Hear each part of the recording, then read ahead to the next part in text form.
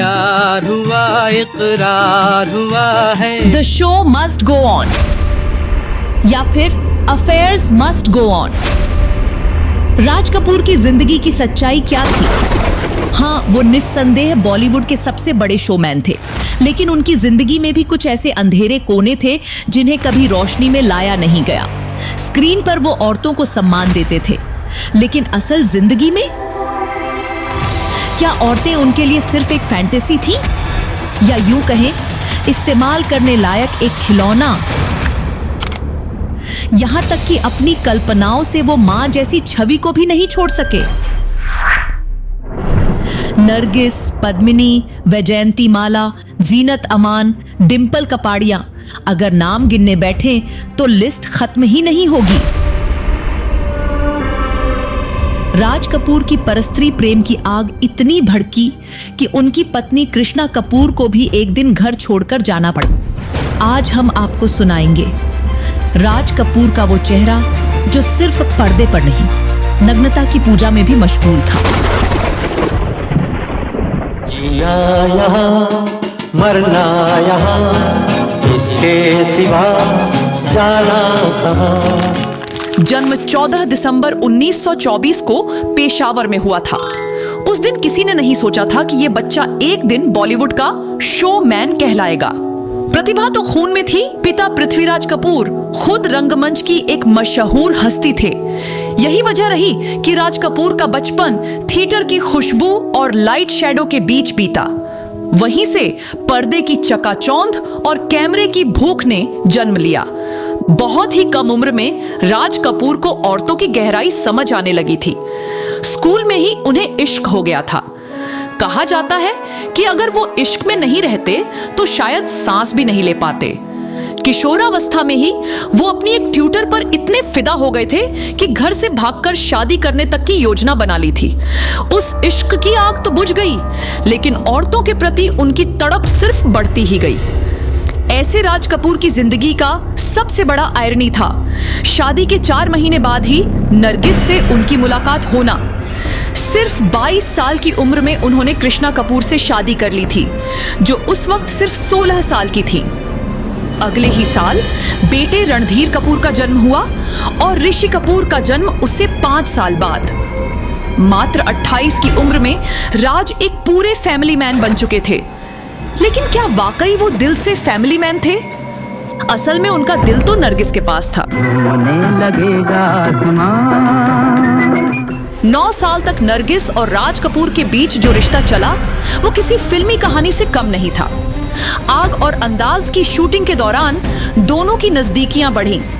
उस वक्त नरगिस पहले से एक स्थापित स्टार थी, 8 हिट फिल्मों की मालकिन। वहीं राज कपूर बॉलीवुड में पांव जमाने की कोशिश कर रहे थे। पहली नजर में ही दोनों एक दूसरे के प्रति आकर्षित हो गए। रोमांटिक मिजाज वाले राज नरगिस के आकर्षण को टाल नहीं पाए। नरगिस ने भी उन्हें सच्चे दिल से चाहा। साथ में 16 फिल्में की। हर सीन में, हर पर्दे के पीछे और सामने उनका इश्क परवान चढ़ता गया। पत्नी कृष्णा को छोड़ राज नरगिस की मोहमाया में खोते गए। इतना गहरा प्यार कि नरगिस ने अपना समय, मेहनत और यहां तक कि पैसे भी राज कपूर की फिल्मों में लगा दिए। वो आरके स्टूडियो की हर चीज संभालती थी। राज के लिए उनका प्यार इतना अंधा था कि उन्होंने ऐलान कर दिया कि वो किसी और बैनर की फिल्म में काम नहीं करेंगी। उन्हें पता था कि कानूनन शादी मुमकिन नहीं, क्योंकि राज पहले से शादीशुदा थे और बच्चों के पिता भी। फिर भी नरगिस राज से गुपचुप शादी करने को तैयार थी, लेकिन राज तब फिल्मों में ही उलझे थे। धीरे धीरे नरगिस ने भी महसूस करना शुरू कर दिया कि राज अब बदल रहे हैं। नाराजगी, दर्द और गुस्से में उन्होंने आरके स्टूडियो छोड़ने का फैसला किया। प्यार हुआ, इकरार हुआ है, प्यार से फिर क्यों डरता है। साल था 1956। चोरी चोरी में नरगिस आखिरी बार राज कपूर की नायिका बनी और 1957 में उन्होंने मदर इंडिया साइन कर ली बिना राज को बताए। वहीं इस रिश्ते का अंत हो गया। राज कपूर ने अपने एक दोस्त से कहा था, मेरी जिंदगी का सबसे अच्छा फैसला था नरगिस से प्यार करना और सबसे बड़ी गलती उसे खो देना। नरगिस की शादी के बाद राज डिप्रेशन में चले गए, शराब में डूब गए। लेकिन ऐसा नहीं कि वो उनका आखिरी अफेयर था। नरगिस के जाने के बाद तो जैसे वो और भी ज्यादा औरतों में डूबने लगे। वैजयंतीमाला, पद्मिनी, जीनत अमान, डिंपल कपाड़िया, हर नई हीरोइन में वो तलाशते थे एक आदर्श स्त्री को। वो हर नई हीरोइन को अपनी कल्पना से ढालते गढ़ते थे। राज कपूर की कैमरा भी जैसे औरत के शरीर को कविता की तरह कैद करता, लेकिन कई बार हदें पार कर देता। वो हमेशा चाहते थे कि उनकी फिल्मों में हीरोइन की खूबसूरती और अदा झलके, इसलिए नहाने के सीन कभी झरने के नीचे, कभी तालाब में उनकी फिल्मों में आम थे। एक बार तो उन्होंने अपने बचपन में मां के प्रति आकर्षण की बात भी स्वीकार की थी। ये बात सुनने में चाहे अजीब लगे, लेकिन कोयमोई की रिपोर्ट्स कहती हैं ये सच है। संगम फिल्म के दौरान वैजयंतीमाला के साथ उनका रिश्ता फिर सुर्खियों में आया। लोग कहने लगे कि नरगिस के बाद अब राज को नई देवी मिल गई है। वैजयंती के सौंदर्य, नृत्य और प्रोफेशनलिज्म से राज कपूर मोहित हो गए। स्टूडियो में दिन में रिहर्सल, रात में शराब और बातों की महफिल, राज फिर एक बार डूब गए।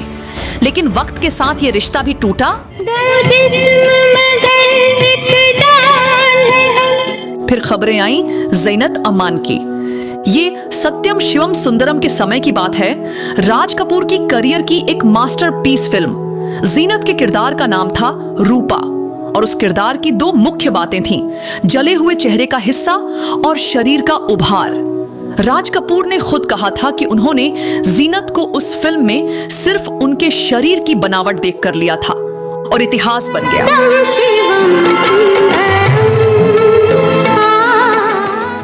राज कपूर का एक और अफेयर भी बहुत चर्चा में आया, मेरा नाम जोकर की नायिका पद्मिनी के साथ।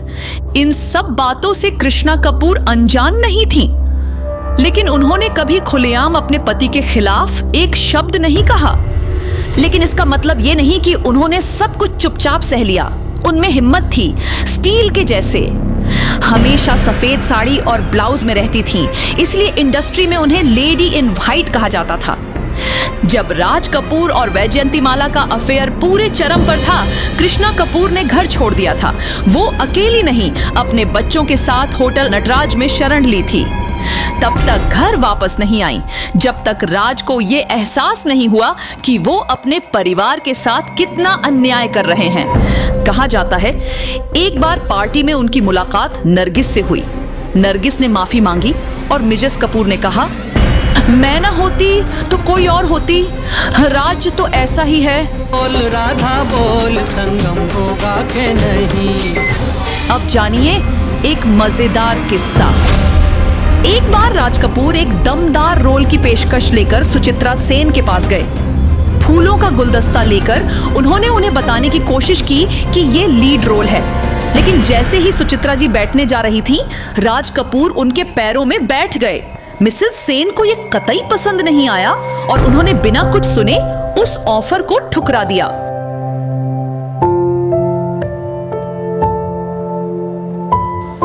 महिलाओं के साथ साथ शराब की लत भी राज कपूर की कमजोरी थी।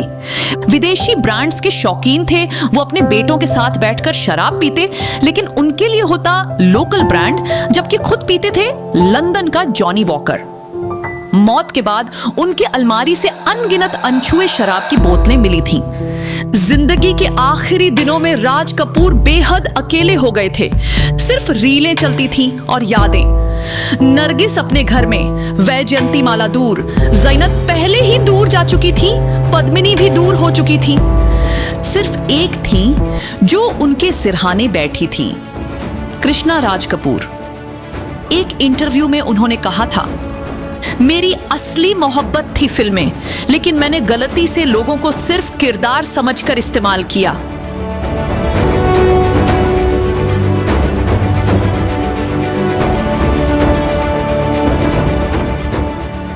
एक बात शायद बहुत लोग नहीं जानते, राज कपूर कभी कोलकाता में रहा करते थे।